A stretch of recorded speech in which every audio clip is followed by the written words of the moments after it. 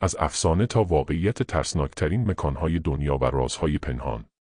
دروازه جهنم، شعله‌هایی که هرگز خاموش نمی‌شوند.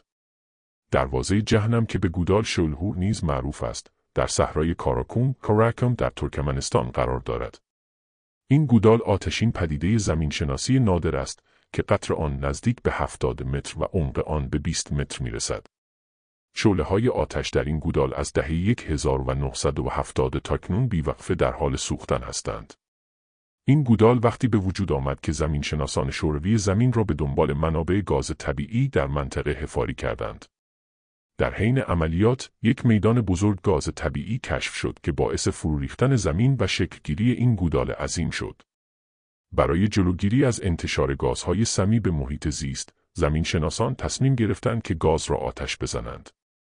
اما برخلاف پیشبینی‌ها، سوختن گازها و شعله‌ها همچنان ادامه دارند و 50 سال است که همچنان خاموش نشده‌اند.